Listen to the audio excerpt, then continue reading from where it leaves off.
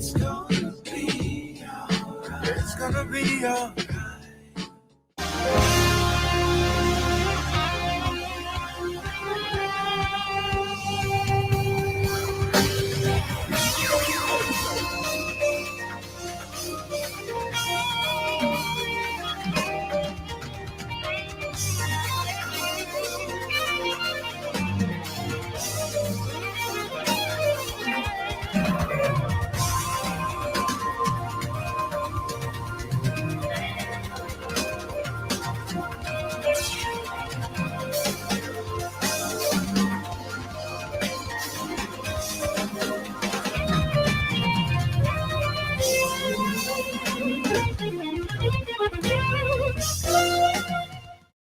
And everything around because there's not much role model, as the doctor is saying, for them to follow.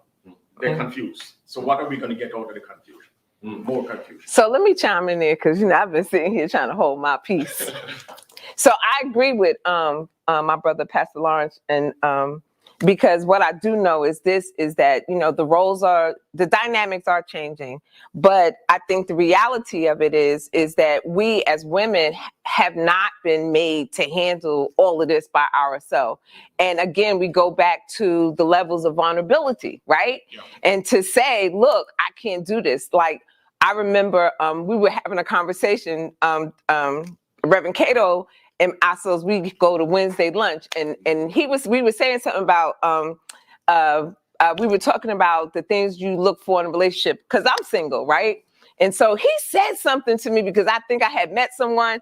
He said something to me, and it was like a light bulb in my head. And I'm like, because most people look and they be like, okay, she a pastor of the church, she work at Rikers Island, and she got this, she got that, and I may make more than that individual. So the first thing they think, okay, well, she good. Yeah, right. Right. So they think, okay, well, I ain't got to worry about her because she got money, right? Yeah. But I'm of old school value. Like, I don't have a problem with making sure that my man gonna be good. He got everything he wants because that's instinctively how I am. However, on the other hand, my expectation is for him to make sure I'm good. Yeah. I need to make sure that I'm covered. Right. I need to make sure he got a job. He ain't laying home in no bed. I ain't got to worry about what he's doing, because I need to know that wherever I'm going, if I got to fly across the country, I got to go minister, preach, teach, coach, wherever, that I'm going to be well taken care of, because that's less stress on me, right? So I do understand what you're saying about that, because instinctively that's how I'm made, because nobody wants to do this alone, right? Yeah, right. So he said something to me at the table, and he's like, well, look, if he can't provide to put a house over your head, you don't need to be with him. And it was like a light bulb went over my head, because I'm like, okay, well, I got my own house, we good. Yeah. And I thought about that thing. I said, no, we ain't good. That was the end of that. You understand what I'm saying? But see, sometimes in community, you got to have those conversations, because as women, because we have attained things, we'll be like, okay, well, it's all right. He ain't got it. We'll just, we'll do it on my watch. No, what are you bringing to the table? Exactly. Right? Because we as sisters who do have stuff, we start to settle. We start to take down what we should expect from that man, because we want to be with someone. But in the long run, it's going to be a problem down the line. And we wasn't set up to be that way. Hello, we have an authentic conversation, ain't we? Yeah. I know this the men's conversation. We talk about mental illness, but I'm the woman up in the room. Right? Yep. And so I appreciate y'all being honest about it, because it's almost we're thinking the same, but we're not having these conversations. Right. Yeah, exactly. Because you saved my life. I probably would have ended up in something and would have regretted it. I did a piece one. That's a good thing, though. I did a piece on family one, and I talked about the covering of the family, the responsibility the man has. Mm-hmm. Now, I think what's happening here, what happens is that sometimes we forget that there's a way in which we are seen by the world, and there's a way in which we're seen by God. How God sees me, how the world sees us as men. Okay? In my eye, my understanding as a Christian is that all men were created to be leaders in their homes. All created to be leaders. That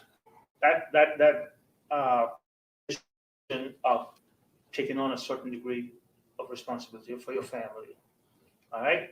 Now, you said something that blessed me. No, he did. I listen. I'm a good listener. You said, "Look, men and women are different." That's the truth. We're not equal. We're different. We submit to each other. Right. In respect, responsibility, etc. We respecting each other, honoring each other.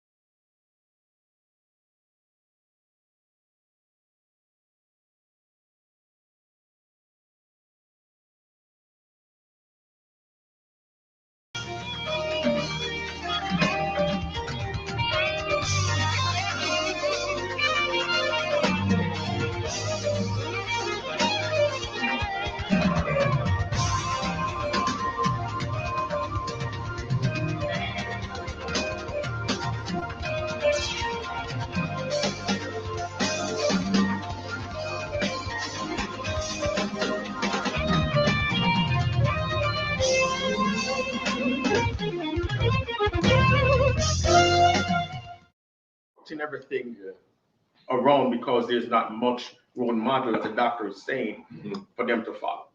They're confused. So what are we going to get out of the confusion? More confusion. So let me chime in there because I've been sitting here trying to hold my peace. So I agree with my brother Pastor Lawrence, and because what I do know is that the dynamics are changing, but I think the reality of it is that we as women have not been made to handle all of this by ourselves.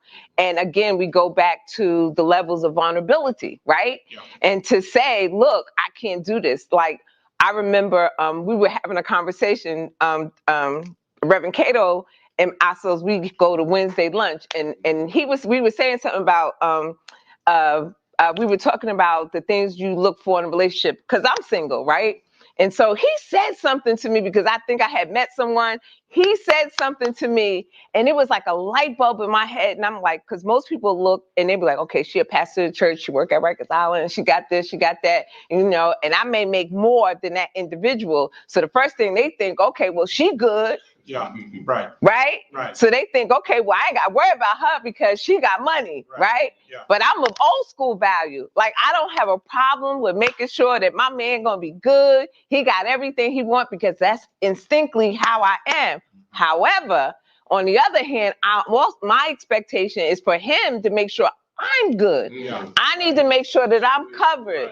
I need to make sure he got a job. He ain't laying home in no bed. I ain't got to worry about what he's doing because I need to know that wherever I'm going, if I got to fly across the country, I got to go minister, preach, teach, coach, wherever, that I'm going to be well taken care of because that's less stress on me, right? So I do understand what you're saying about that because instinctively that's how I'm made because nobody wants to do this alone, right? Yeah. So he said something to me at the table and he's like, well, look, if he can't provide to put a house over your head, you don't need to be with him. And it was like a light bulb went over my head because I'm like, okay, well, I got my own house, we good. Yeah. And I thought about that thing. I said, no, we ain't good. That was the end of that. You understand what I'm saying? But see, sometimes in community, you got to have those conversations because as women, because we have attained things, we'll be like, okay, well, it's all right. He ain't got it. We'll just, we'll do it on my, my watch. No, what are you bringing to the table?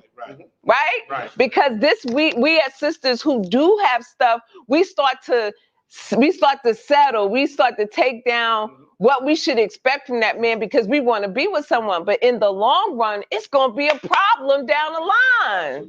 And we wasn't set up to be that way. Hello, we having an authentic conversation, ain't we? I know this the men's conversation. We talk about mental illness, but I'm the woman up in the room. Right? And so I appreciate y'all being honest about it because it's almost we're thinking the same, but we're not having these conversations. Yeah, exactly. Because you saved my life. I probably would have ended up in something and would have regretted it. I did a piece one. That's a good thing, though. I did What? a piece on family one, and I talked about the covering of the family, the responsibility the man has. Now, I think what's happening here, what happens is that sometimes we forget that there's a way in which we are seen by the world, and there's a way in which we're seen by God. How God sees me, how the world sees us as men. Okay? In my eye, my understanding as a Christian is that all men were created to be leaders in their homes. All you're created to be leaders. That puts you in a position of taking on a certain degree of responsibility for your family. All right? Now, you said something that blessed me. No, he did. I listen. I'm a good listener. You said, look, men and women are different. And it's the truth. We're not equal. We're different. We equally submit to each other. Right. In respect, responsibility, except we respecting each other, honoring each other. That's not what we're talking about here. But how God created us, right? Spiritually, emotionally, we are different. Physiologically, we are different. Men are designed to give, women are designed to receive. All right? So now, because we're different, we can't transpose. No, I cannot take her role. She can't take my role. But here's what happened in a single home where women, and there are single homes where men are doing it. But let me talk about in a single home where the woman is take on this responsibility. She feels, okay, the man is absent. He's not there. He's not there to provide this leadership of a man as a role model, etc. So he's not there. And she now has to step into both roles. She can be the best.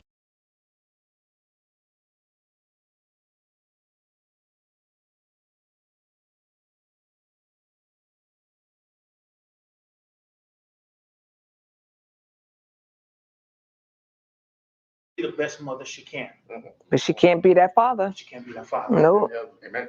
No. See, and so when she steps into that role of taking on both of them, It's wearing her down. it does. Huh.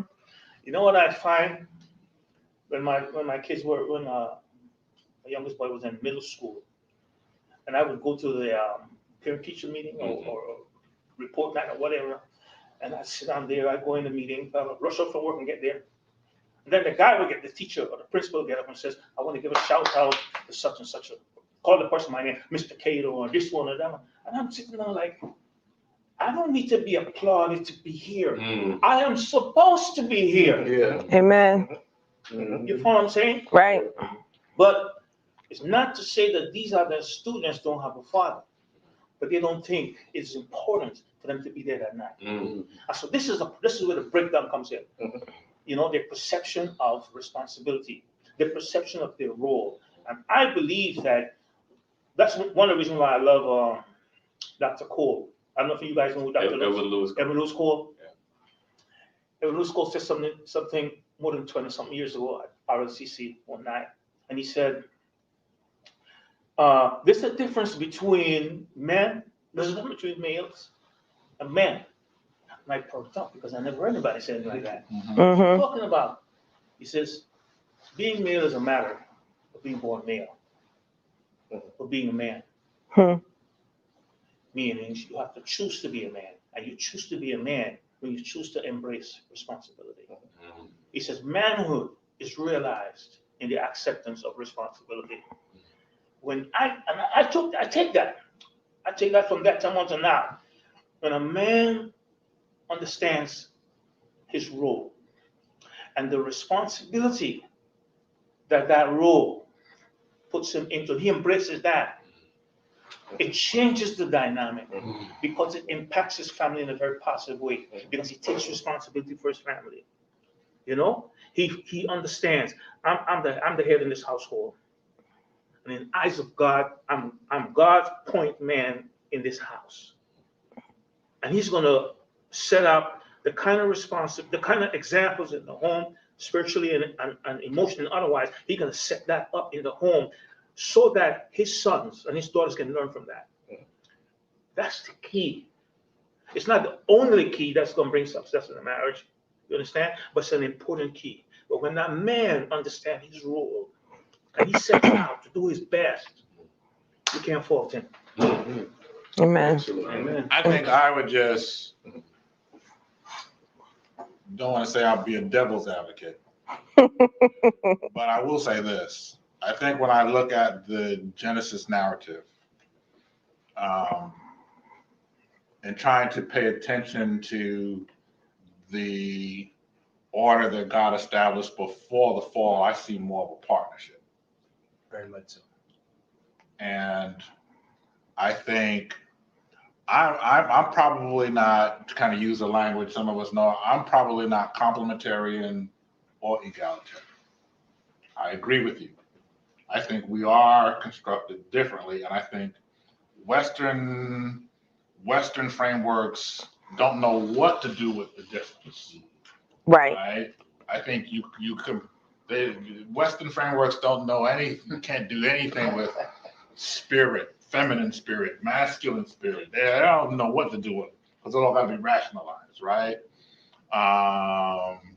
But I think if you look at the texts before the fall, Eve was no joke. Yep. You know, and that's part of the issue. She had a level of, maybe the issue was independence as opposed to interdependence. Right. So I think we need to be attentive to our read of the marital relationship and how we read it through the way that both men and women are socialized, how we read it through lenses of sexism and gender biases.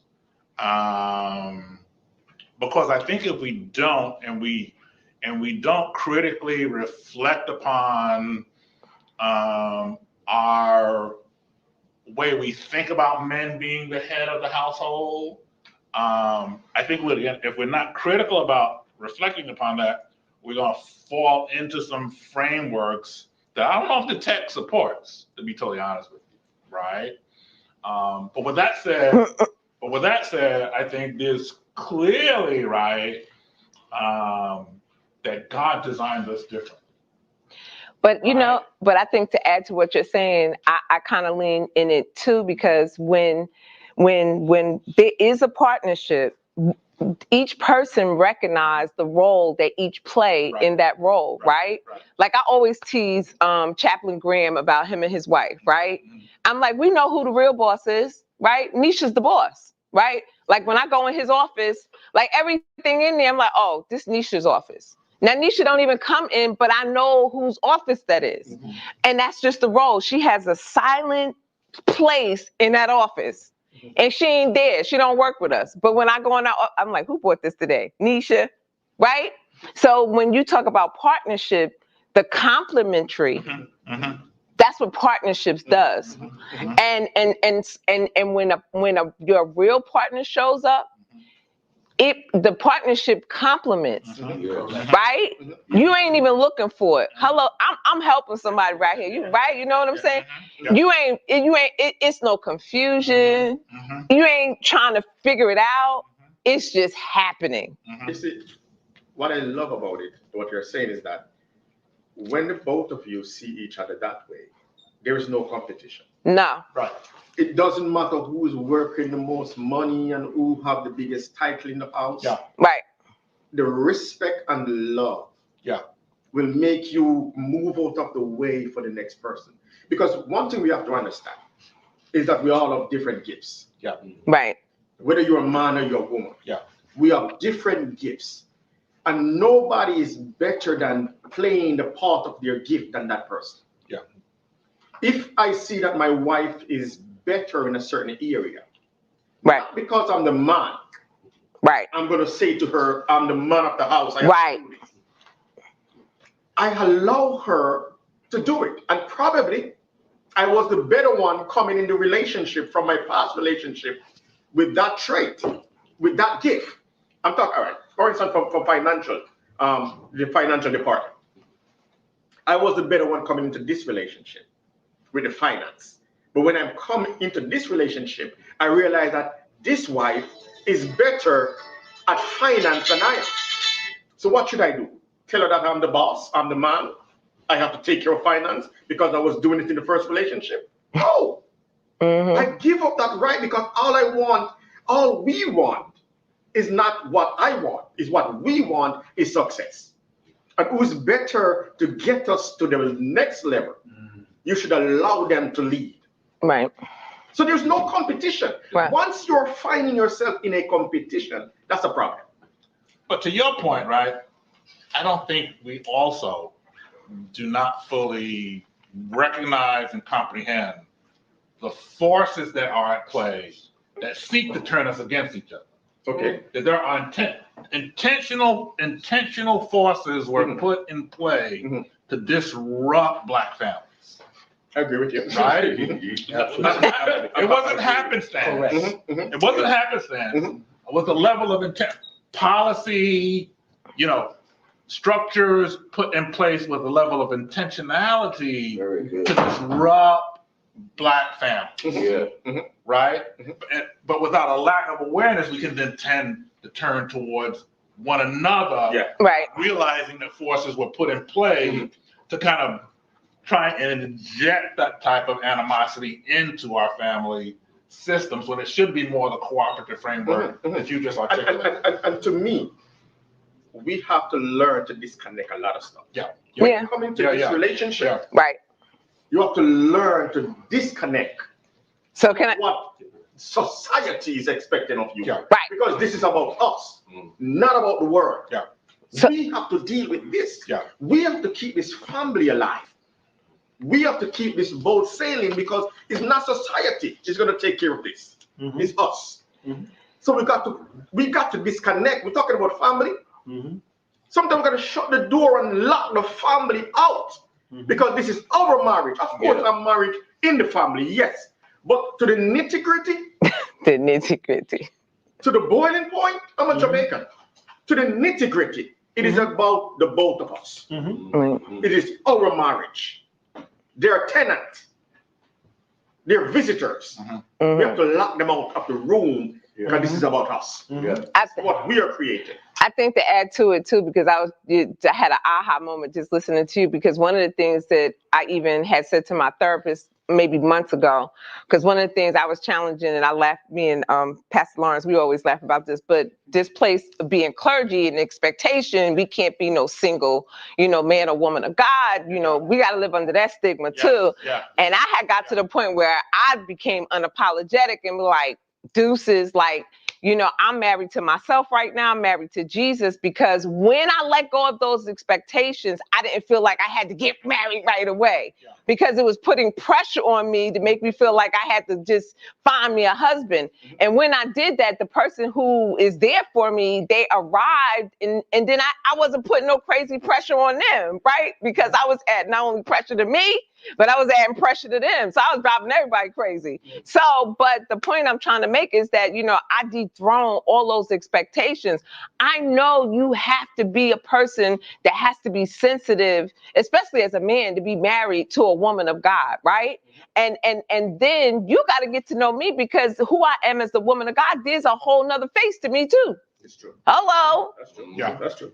You talk about forces, there's a whole lot of forces. Yeah. And if you turn to the wrong way, you might disrupt the plan and purpose for my life. Yeah. It may take me a whole nother route. Yeah. So therefore, I'm not trying to rush down the aisle quick, fast, in a hurry. Yeah. Especially if you ain't the right one. Hello, because you're marrying a lineage. You're not marrying just somebody that look cute. Yeah. Because you said what? People looking at the face, they're attracted to the image, but they're not looking at everything, because you're marrying a lineage. You're marrying into something. Yeah. I got to say, even with this, what documentary I saw the other day, I think our generation is like the early, is like the lagging indicator of what's happened in the 60s and 70s. Like we're seeing the fruits of that in our dynamic, right? We're seeing the fruit of the shifts in the policies, the shifts in that. Because my sense is that we've always been a traumatized people in this context. Yeah. Right. But what that's made is that it's manifested with these unrealistic expectations of relationships where we actually can't endure. It's almost like if you're trying to rescue a cat that's drowning, it scratches you up, you know, somebody. Yeah. It's like that, where it's just like, I need my husband, I need my wife to be all there, or like I just have a person. Just my parents are together for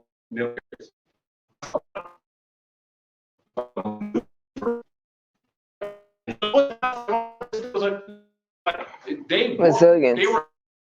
If individuals who are living on their own are suicidal on their own, we're struggling to just live their life and be happy on their own. What makes you think that you're not going to get to that point collectively? Yeah. So I think there's that piece of it. And the last thing is that I think the reason why I kind of sit around this issue of, you know, like roles and the like is because the conversation I'm having with brothers and other guys isn't about that. It's like, we understand the function difference, right? It's not about, oh, you can't do the taxes and you can't. That's not the conversation. The conversation is about everybody in here. I come from business, so sometimes my thing. It's like, you work for a company that has a CEO. Not everybody does the same thing. You're all part of the same team. Yes. But nobody does the same thing. That's the challenge ahead from the women and the women is just kind of like, if everyone would take a different approach to the same goal. Some people look at our churches. Some people are congregationalists. Yeah. Some people have different. Right. How you make decisions. I think even how men and women design, they're designed differently for what they would prefer in a model. And I think there's this dynamic here where we've resisted this idea of even the idea of male authority because of the nature of 80% of the family coming through. There's a I feel in this time, there's a resentment for male authority. And it's like, who are you? And so sometimes when I hear the word partner, when you hear from sisters in our time, it means I'm not, you know, if we have to make a decision, we're both two. And that's the thing where I'm just like, I wrestle with that because of where it comes from. It comes from this idea of like, no, I don't trust you. We should just both be in charge. And it's like, we're both one team, but we can't do the same thing. And then what happens when you have to make decisions? And that's where I'm seeing the divorces with some of my friends and people. When decisions have to be made, where are our children going to go? Are we going to move? Who's going to take off? It's like those two are not moving. But everything was all hunky-dory when no one had to make major decisions. And those are the three things that we deal with that add to the trauma. Yeah. And if men now, if we don't, as you say, if we don't become deprogrammed, and if we don't, how can I say? Get that geniogram. If we don't do that, we'll really be tied into some deep stuff that we may not have time to kind of correct because it should have been done prior to. Yeah. Well, I know this time has been well spent. That was 2 sessions. I know it was, but it's going to be chopped up into a whole bunch. But anyway, Before we close out, if anybody have anything they just want to leave, whoever is watching this, because I think there was a lot that was said. I'm gonna give you 30 seconds, Reverend Cato, 30 seconds, Graham, 30 seconds, Dad, 30 seconds, 30 seconds, 30 seconds. And then we're just gonna close out in the sanctuary. You know, my heart is just overwhelming, feels good. This has been a tender moment. So, Reverend Cato. Yes, this has been very tender and very informative. Very informative. Something that I think we should do often. Not just this group, men should get together and talk about these issues. I think it would enhance our relationships and our lifestyle. I think it was just wonderful, and I thank you for inviting me. I'm glad I came. Thank you for coming. Pastor, thank you so much to this platform. I want to say this. There is a saying that pastors need pastors. Yeah. And men need men. We have to create a platform as men that we can have this kind of dialogue.